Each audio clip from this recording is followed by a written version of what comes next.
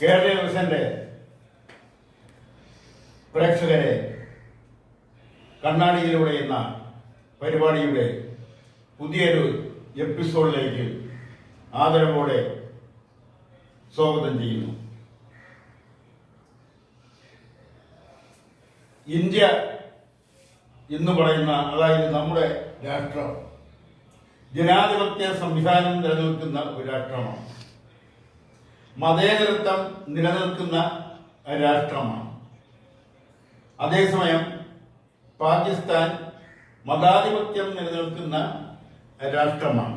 അവിടെ എല്ലാ കാര്യങ്ങളും, നിയമങ്ങളടക്കമുള്ള കാര്യങ്ങൾ മതത്തിന്റെ അടിസ്ഥാനത്തിലാണ് തീരുമാനങ്ങൾ എടുക്കുന്നത്. അവിടെ മതപണ്ഡിതന്മാർക്കുള്ള പ്രാധാന്യം വളരെ വലുതാണ്. അതേസമയം നമ്മുടെ ഇന്ത്യയെ സംബന്ധിച്ചിടത്തോളം ഇവിടെ മതപണ്ഡിതന്മാർക്ക് ഉള്ള പ്രാധാന്യം വളരെ ചെറുതാണ്. ഇവിടെ ജനാധിപത്യ സംവിധാനത്തിലൂടെയാണ് ഇവിടുത്തെ ഭരണം, അതുപോലുള്ള മറ്റെല്ലാ കാര്യങ്ങളും മുന്നോട്ട് പോയിക്കൊണ്ടിരിക്കുന്നത്. ഒരു മതേതര സംസ്കാരമാണ് ഇന്ത്യ കൈമുതലായി സ്വീകരിച്ചിട്ടുള്ളത്. ഇന്ത്യയും പാകിസ്ഥാനും തമ്മിലുള്ള അഭിപ്രായ വ്യത്യാസം അത് ഒരുപക്ഷെ പാകിസ്ഥാൻ രൂപീകൃതമായ അവിടെ തൊട്ട് തുടങ്ങിയതാണ്, അല്ലെങ്കിൽ അതിന് തൊട്ട് മുമ്പ് തുടങ്ങിയതാണ്. അത് പലപ്പോഴും സംഘർഷ അവസ്ഥയിലേക്ക് എത്തുകയും ചെയ്തിട്ടുണ്ട്. ഇപ്പോൾ വീണ്ടും പാകിസ്ഥാൻ ഇന്ത്യയിലേക്ക് അവിടുത്തെ ചില ഭീകരന്മാരെ ഇന്ത്യയിലേക്ക് നുഴഞ്ഞ് കയറ്റുന്നതിന് വേണ്ടി അല്ലെങ്കിൽ കയറ്റുന്നതിന് വേണ്ട സംവിധാനങ്ങൾ ചെയ്തു കൊടുത്ത് അവർക്ക് ഭീകര പ്രവർത്തനങ്ങൾ നടത്തി വിദേശ ടൂറിസ്റ്റുകൾ അടക്കമുള്ളവരെ കൊലപ്പെടുത്തി. അതിനെ തിരിച്ചടി എന്നോണമാണ് ഇന്ത്യ ഇപ്പോൾ പാകിസ്ഥാനുമായി ഉള്ള ഏറ്റുമുട്ടൽ. അതിർത്തിയിൽ സംഘർഷം തുടരുന്നു. പാകിസ്ഥാൻ ഒളിഞ്ഞും തെളിഞ്ഞും ഇന്ത്യക്കെതിരെയുള്ള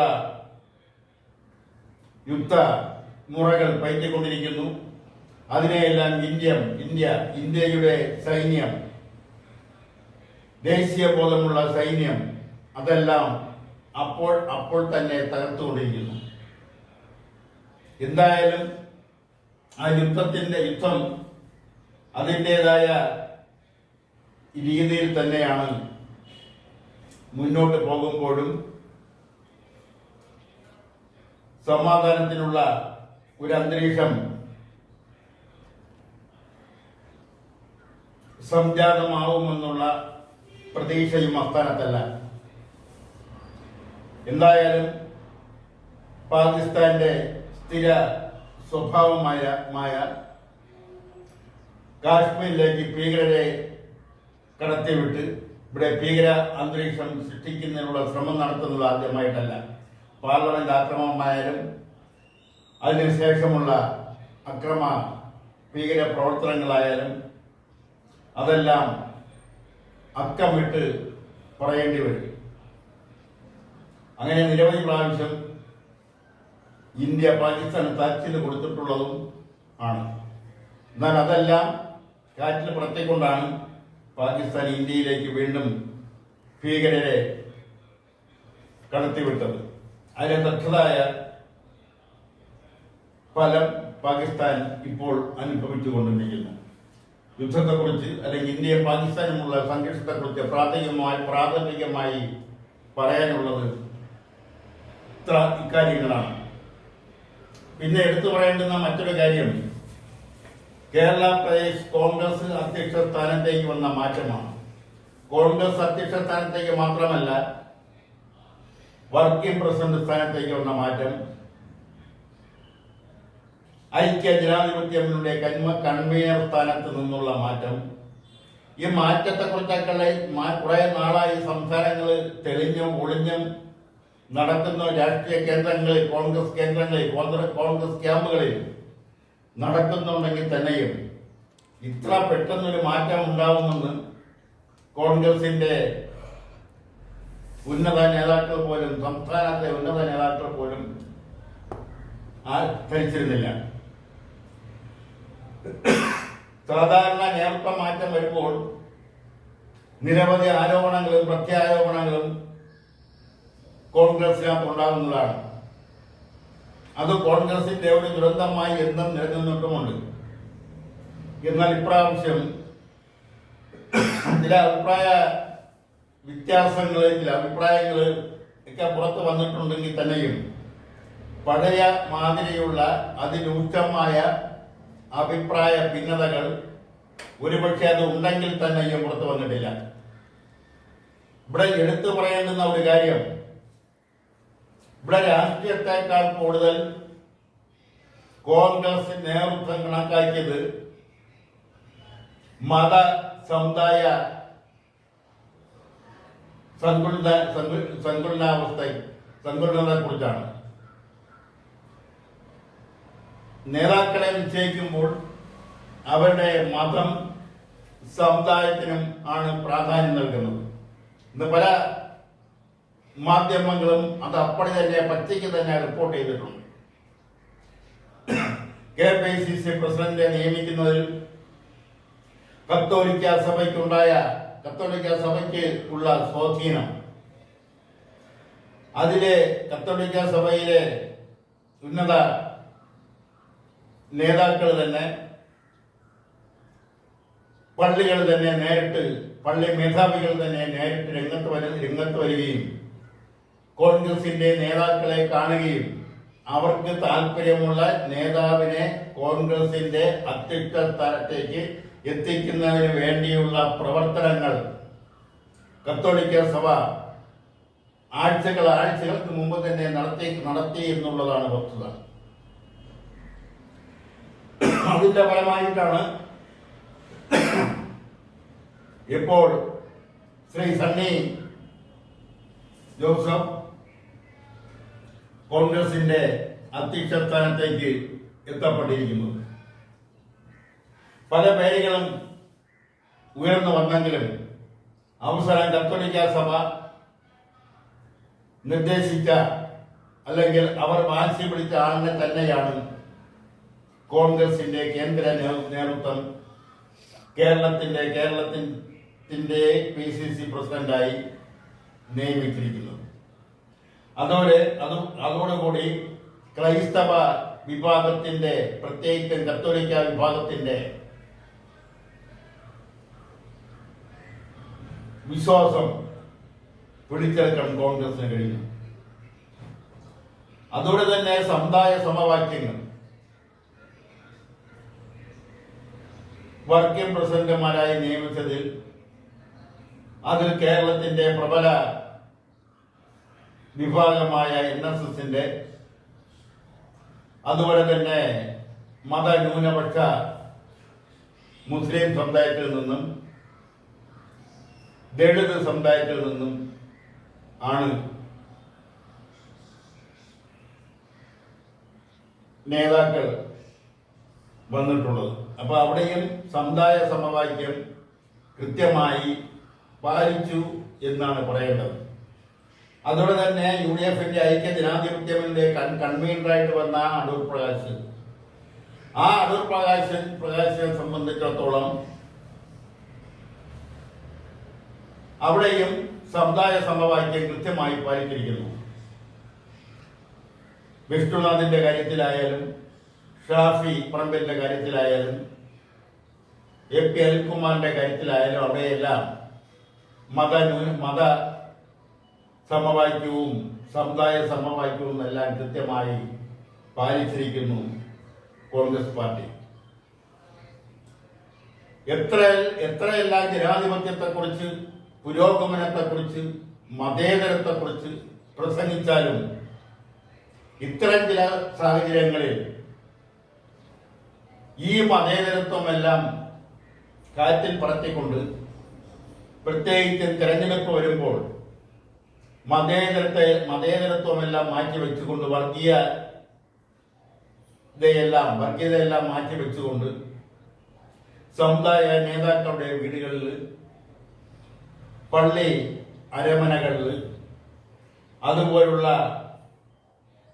മത മേധാവികളുടെ വീടുകളിലും സമുദായ നേതാക്കളുടെ വീടുകളിലുമെല്ലാം രാഷ്ട്രീയ ഭേദമന്യേ ഇടത് വലത് വ്യത്യാസം ഇല്ലാതെ നേതാക്കൾ അങ്ങോട്ട് ചെല്ലുന്ന ഒരു പ്രവണത കേരളത്തിൽ തുടങ്ങിയിട്ട് നാളുകൾ എത്രയോ ആയി.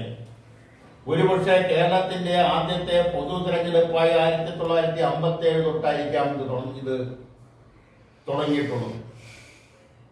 അന്ന് NSSന്റെ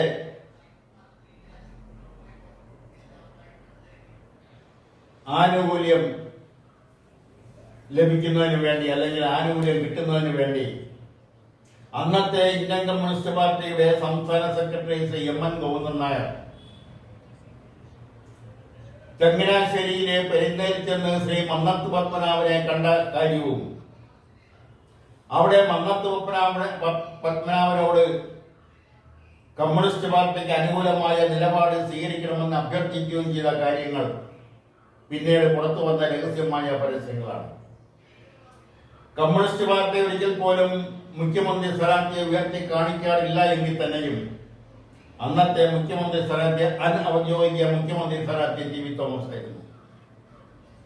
എന്നാൽ NSSന്റെ പിന്തുണ ലഭിക്കുന്നതിന് വേണ്ടി രാജ്യരാമായണം TV തോമസിനെ മാറ്റി നിർത്തിക്കൊണ്ടാണ് അന്ന് കേന്ദ്ര കൗൺസിൽ അംഗവും കേന്ദ്ര കമ്മിറ്റിയുടെ ഓഫീസിന്റെ ചാർജ് ഉണ്ടായിരുന്ന കേന്ദ്ര എക്സിക്യൂട്ടീവ് കൗൺസിൽ അംഗമായ ശ്രീ EMS നമ്പൂതിരിപ്പാടിനെ കേരളത്തിലേക്ക് കൊണ്ടുവരികയും കമ്മ്യൂണിസ്റ്റ് പാർട്ടിക്ക് ഭൂരിപക്ഷം കിട്ടിയാൽ EMS ആയിരിക്കും മുഖ്യമന്ത്രി എന്ന് ശ്രീ മന്നത്ത് പത്മനാഭനെ ധരിപ്പിക്കുകയും ചെയ്തു. അന്നേ തുടങ്ങിയതാണത്. ഇപ്പോഴും അത് നിലനിന്ന് പോരുന്നു എന്നുള്ളതാണ് ഒരു സത്യം.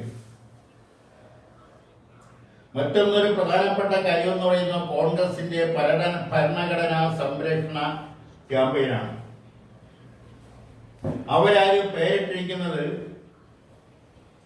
വിദ്വാൻ അഭിയാൻ എന്നാണ്, വിധാൻ അഭിയാൻ എന്നാണ്.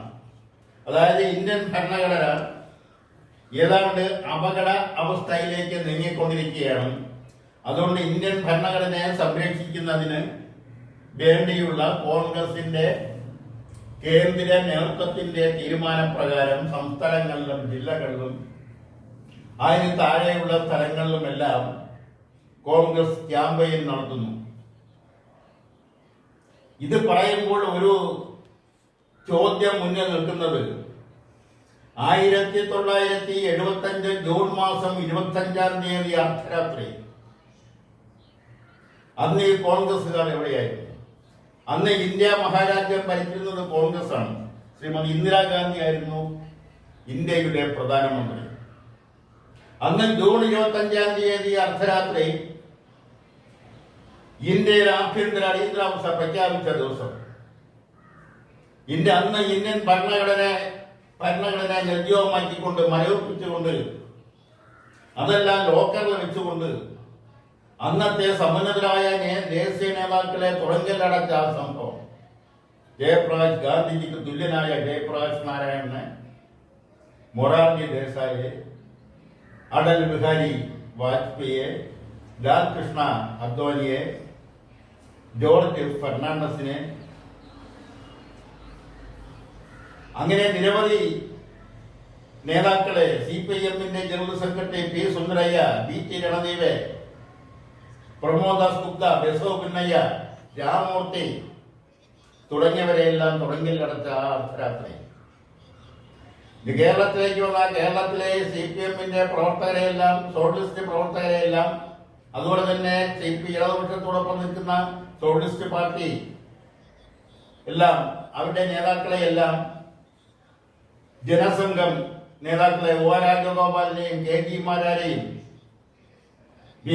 പോലുള്ളവരെ തുറങ്കലടച്ച സംഭവം അന്ന് ഇടതുപക്ഷത്തോടൊപ്പം ചേർന്ന് നിന്ന കേരള കോൺഗ്രസിന്റെ നേതാവ് ശ്രീ R. ബാലകൃഷ്ണപിള്ളയെ അദ്ദേഹം പിന്നെ വഴിക്ക് വെച്ച് കെ കരുണാകരനുമായിട്ടുള്ള ഒരു ധാരണ ഉണ്ടാവുകയും മന്ത്രിസഭയിലേക്ക് വരികയും ചെയ്തതൊക്കെ വേറെ കഥ. ഈ സംഭവമെല്ലാം ഈ കോൺഗ്രസ്സുകാരൊന്ന് ഓർക്കുന്നത് നന്നായിരിക്കും. ഇപ്പോൾ ഭരണഘടനയെ സംരക്ഷിക്കാൻ വേണ്ടി ക്യാമ്പയിൻ നടത്തുന്ന കോൺഗ്രസ് നേതാക്കള് ആ പഴയ സംഭവങ്ങളൊന്ന് ഓർക്കുന്നത് നന്നായിരിക്കും. അത് കേൾക്കുന്നവരും ആ പഴയ കാര്യം ഒന്ന് അയവിറക്കുന്നത് നന്നായിരിക്കുമെന്നാണ് ഈ അവസരത്തിൽ ഓർമ്മപ്പെടുത്താനുള്ളത്. പിന്നെ എടുത്തു പറയാനുള്ള മറ്റൊരു കാര്യം, ഇപ്പോൾ കഴിഞ്ഞ പ്രാവശ്യം അത് പറഞ്ഞതാണ് എങ്കിൽ തന്നെയും പറയാതിരിക്കാൻ നിവൃത്തിയില്ല. വേടൻ എന്ന നാമത്തിൽ പേര് സ്വീകരിച്ചുകൊണ്ട് നടത്തുന്ന ഒരു ഗാന പരിപാടി, 10,000-കണക്കിന് ജനങ്ങളാണ് വേടന്റെ പരിപാടികൾ, സംഗീത പരിപാടി കാണുന്നതിന് വേണ്ടി തടിച്ചുകൂടുന്നത്. ആ വേടനെ ഇന്ന് ഇടതുപക്ഷം ദത്തെടുക്കാൻ ശ്രമിക്കുന്നു. ആ വേടന് വേണ്ടി വേടന് അനുകൂലമായ നിലപാട് സ്വീകരിക്കുന്നു. കുറെ വർഷങ്ങൾ ഒന്ന് പുറകിലോട്ട് പോയാൽ 1980-82 കാലഘട്ടം, ഈ കെ നായനാർ കേരളം ഭരിക്കുന്ന കാലഘട്ടം, അന്ന് ഇതേ സ്വഭാവമുള്ള മറ്റൊരു ഒരു ഗാന സംവിധാനം കേരളത്തിൽ അങ്ങോളം ഇങ്ങോളം അരങ്ങേറി. ജനകീയ സാംസ്കാരിക വേദി എന്ന് പറയുന്ന ഒരു വിഭാഗം പ്രവർത്തകരാണ് ജോൺ അബ്രഹാമിന്റെ നാടകമായ നാടുഗതി എന്ന നാടകം, അതുമായി ബന്ധപ്പെട്ട ഗാന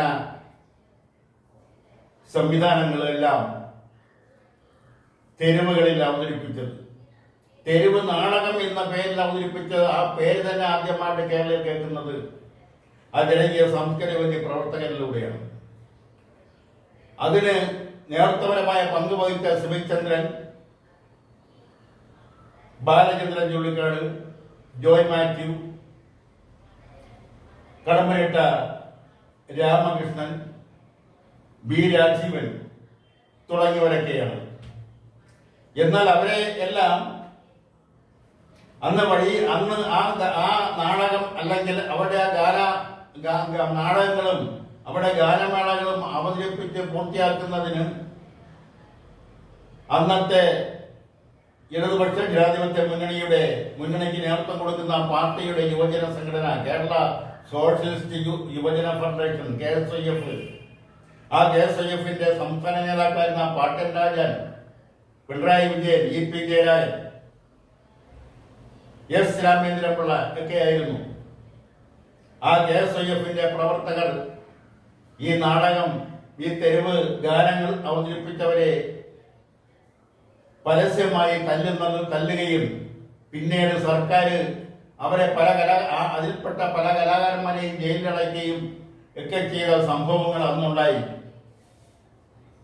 എന്നാൽ ഇന്ന് വേടനെ കൂടെ നിർത്തിക്കൊണ്ട് മുന്നോട്ട് പോകാൻ ശ്രമിക്കുന്നു എന്നുള്ളത് സ്വാഗതാർഹമായ ഒരു കാര്യമാണ് എന്ന് ഈ അവസരത്തിൽ പറയാതിരിക്കാൻ നിവൃത്തിയില്ല. അതുപോലെ തന്നെയാണ് കഴിഞ്ഞ പ്രാവശ്യം പറഞ്ഞ മറ്റൊരു കാര്യം, രാഹുൽ ഗാന്ധിയെ കുറിച്ച്. രാഹുൽ ഗാന്ധിയെ ഹിന്ദുമതത്തിൽ നിന്നും പുറത്താക്കിയതായി ബദരീനാഥിലെ ജ്യോതിർ മഠം ശങ്കരാചാര്യ സ്വാമി മുക്തേശ്വര ആനന്ദ സരസ്വതി പുറത്താക്കിയതായി പ്രഖ്യാപിച്ചിരിക്കുന്നു. അദ്ദേഹത്തിന് ഹിന്ദുമതത്തെക്കുറിച്ച് ആധികാരികമായ അഗാധമായ പാണ്ഡിത്യമില്ല എന്ന് ഞാൻ പറയുന്നില്ല. എന്നാൽ വളരെ നിസ്സാരമായി തന്നെ അതൊന്ന് പറഞ്ഞുകൊള്ളട്ടെ. ഈ സ്വാമിക്ക് ഒരാളിനെ എങ്ങനെയാണ് ഹിന്ദുമതത്തിൽ നിന്ന് പുറത്താക്കാൻ കഴിയുക? എങ്ങനെയാണ് ഒരാളിനെ ഹിന്ദുമതത്തിലേക്ക് ചേർക്കാൻ കഴിയുന്നത്? ഈ രണ്ടും അസാധ്യമായ കാര്യങ്ങളാണ്. ഹിന്ദുമതത്തിൽ നിന്ന് ഒരാളിനെ പുറത്താക്കാനോ ഹിന്ദുമതത്തിലേക്ക് ഒരാളിനെ ചേർക്കാനോ കഴിയില്ല. അത് ഒരു മതം എന്നതിലുപരി ഒരു സംസ്കാരമാണ്, ഹൈന്ദവ സംസ്കാരം. അതിന് സിന്ധു നദീതര സംസ്കാരം തൊട്ട് അതിന് വേരുകളുണ്ട്. അത് സെമിറ്റിക് മതമല്ല, അത് പൂർണ്ണമായും ഈശ്വര വിശ്വാസത്തിൽ അധിഷ്ഠിതവുമല്ല. വിശ്വസിക്കും വിശ്വാസമില്ലാത്തവരും ഹിന്ദുമതത്തിൽ വിശ്വസിക്കാം എന്നുള്ളതാണ് അതിന്റെ ഏറ്റവും വലിയ സവിശേഷത. അതുമാത്രമല്ല, ഒരു ജീവിത രീതി ഹിന്ദുമതം ഒരിക്കലും മുന്നോട്ട് വയ്ക്കുന്നില്ല. അവർക്ക് ഇഷ്ടപ്പെട്ട ജീവിത രീതികൾ തിരഞ്ഞെടുക്കാം, ഇഷ്ടപ്പെട്ട രീതിയിൽ ജീവിക്കാം. പക്ഷെ അവിടെയെല്ലാം എടുത്തു പറയുന്നത് മനുഷ്യന് ഉപദ്രവം ഉണ്ടാക്കുന്ന രീതിയിലുള്ള പ്രവർത്തനങ്ങൾ, കാര്യങ്ങൾ ചെയ്യരുതെന്നാണ്. അതാണല്ലോ അഹം ബ്രഹ്മാസ്മി എന്ന് പറയുന്നത്. അതുകൊണ്ട് ഇത്തരം മണ്ടത്തരങ്ങൾ ഏത് സ്വാമിയാണ് പറഞ്ഞാലും ഹിന്ദുമതത്തിലേക്ക് ആരെയും ചേർക്കാനും കഴിയില്ല, ഹിന്ദുമതത്തിലേക്ക് ഇന്ന് ആരെയും പുറത്താക്കാനും കഴിയില്ല എന്ന വസ്തുത ഓർമ്മപ്പെടുത്തിക്കൊണ്ട് അതും വിടുകയാണ്. അവസാനമായി പറയാനുള്ളത് ശ്രീകുമാരൻ തമ്പിയുടെ ഒരു വേലിത്തമ്പി നിളവ സ്മാരക സേവാ സമിതിയുടെ പുരസ്കാരം സ്വീകരിച്ചുകൊണ്ടുള്ള ഒരു പ്രസംഗത്തെ കുറിച്ചാണ്. ഇവിടെ പുരസ്കാരങ്ങൾ ഒന്നും സത്യസന്ധമായിട്ടല്ല വാങ്ങുകയും കൊടുക്കുകയും ചെയ്യുന്നു. പ്രത്യേകിച്ചും കേരളത്തിൽ കാശ് കൊടുത്താൽ കിട്ടുന്ന പുരസ്കാരങ്ങൾ നിരവധിയുണ്ട്. പല പുരസ്കാരങ്ങളും പണം കൊടുത്താണ് വാങ്ങുന്നത്. ഡോക്ടറേറ്റ് പണം കൊടുത്ത് വാങ്ങുന്നു, ഡിഗ്രി പണം കൊടുത്ത് വാങ്ങുന്നു, അതുപോലുള്ള മറ്റ് പദവികൾക്ക് കാശ് കൊടുത്ത് വാങ്ങുന്നു, അവാർഡുകൾ പണം കൊടുത്തു വാങ്ങുന്നു. അതിന്റെ ഭാഗമായിട്ട് തന്നെയാണ് പുരസ്കാരങ്ങളും ചിലപ്പോൾ പണം കൊടുത്താൽ കിട്ടുന്നത്. ശ്രീകുമാരൻ തമ്പിക്ക് ലഭിച്ച പുരസ്കാരം അങ്ങനെയാണെന്ന് എനിക്ക് അഭിപ്രായമില്ല. അദ്ദേഹത്തിന്റെ യോഗ്യത അനുസരിച്ച്, യോഗ്യത വെച്ചുകൊണ്ടാവാം ഈ പുരസ്കാരം. വേലിത്തമ്പി ദളവ സ്മാരക സേവാ സമിതിയുടെ പുരസ്കാരം അദ്ദേഹത്തിന് ലഭിച്ചിരിക്കുന്നത്. അക്കാര്യത്തിൽ തർക്കമൊന്നുമില്ല. പക്ഷെ ഇവിടെ എടുത്തു പറയേണ്ടുന്ന മറ്റൊരു കാര്യം, ജനകീയ സമര ചരിത്രം തുടങ്ങുന്നത് വേലിത്തമ്പിയിൽ നിന്നാണ് എന്ന് ശ്രീകുമാരൻ തമ്പി പറഞ്ഞിരിക്കുന്നു. അവിടെയാണ് അഭിപ്രായ വ്യത്യാസം. കേരളത്തെ സംബന്ധിച്ചിടത്തോളം സംഘടിതമായ ഒരു സമരം സംഘടിപ്പിക്കുന്നത്, നേതൃത്വം കൊടുക്കുന്നത് ഒരു നൂറ്റാണ്ടിന് മുമ്പ് തിരുവനന്തപുരം ജില്ലയിലെ തെക്കേയറ്റത്ത് വെങ്ങാനൂർ എന്ന് പറയുന്ന സ്ഥലത്ത് ശ്രീ അയ്യങ്കാളിയാണ് അങ്ങനെ ഒരു സമരത്തിന് നേതൃത്വം കൊടുക്കുന്നത്. ഏകദേശം ഒരു വർഷത്തോളം വെങ്ങാനൂർ എന്ന ഗ്രാമപ്രദേശത്തെ നെൽപ്പാടങ്ങൾ തരിച്ചിട്ടുകൊണ്ടായിരുന്നു ആ സമരം നടത്തിയത്. അത് കേരളത്തിലെ സംഘടിത കർഷക തൊഴിലാളി സമരമായി തന്നെ അംഗീകരിച്ചിട്ടുമുണ്ട്. പിന്നെ ഏതർത്ഥത്തിലാണ് ശ്രീകുമാരൻ തമ്പി ഇത് പറഞ്ഞതെന്ന് അറിയുന്നില്ല. മാത്രമല്ല, വേലിത്തമ്പി ദളവയെ കുറിച്ച് പറയുമ്പോൾ വേലിത്തമ്പി ദളവയെ പോലെ തന്നെയാണ് പഴശ്ശിരാജ. രണ്ടുപേരും ബ്രിട്ടീഷുകാരെ ഭയന്ന് ആത്മഹത്യ ചെയ്തവരാണ്. അവർ രണ്ടുപേരും ആദ്യകാലങ്ങളിൽ ബ്രിട്ടീഷുകാർക്ക് അനുകൂലമായ നിലപാട് സ്വീകരിച്ചിരുന്നവരാണ്. ബ്രിട്ടീഷുകാർ അടിക്കടി നികുതികൾ കൂട്ടിയപ്പോഴാണ് പഴശ്ശിരാജയും വേലിത്തമ്പി ദളവയും ബ്രിട്ടീഷുകാർക്കെതിരെ യുദ്ധം ചെയ്യുകയൊക്കെ ചെയ്തത്. ഇരുവരും പഴശ്ശിരാജ വയനാട്ടിലെ കർണാടകത്തോട് ചേർന്ന് നിൽക്കുന്ന പ്രദേശമായ മാവിലാന്തോട്ടത്ത് ഒരു മരത്തിന്റെ ചുവട്ടിലാണ് ആത്മഹത്യ ചെയ്തതെങ്കിൽ വേലിത്തമ്പി ദളവ ആത്മഹത്യ ചെയ്തത് കൊട്ടാരക്കരയിലുള്ള മണ്ണടി എന്ന ക്ഷേത്രത്തിലാണ്. ഇവിടെ എടുത്തു പറയേണ്ടുന്ന ഒരു വസ്തുത, പഴശ്ശിരാജയുടെ ഭൗതിക ശരീരം ബ്രിട്ടീഷുകാർ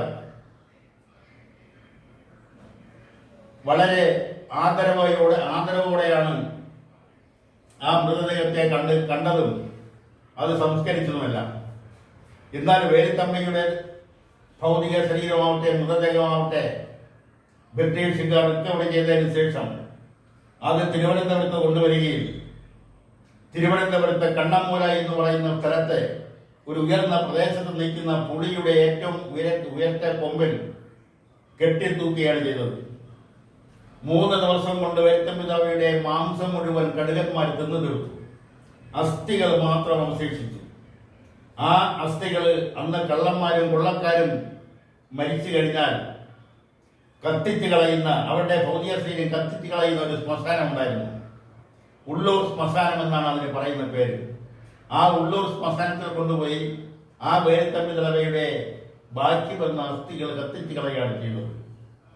ആ സ്ഥലത്താണ് ഇന്നത്തെ തിരുവനന്തപുരത്തെ ഗവൺമെന്റ് മെഡിക്കൽ കോളേജ് ആശുപത്രി സ്ഥിതി ചെയ്യുന്നത്.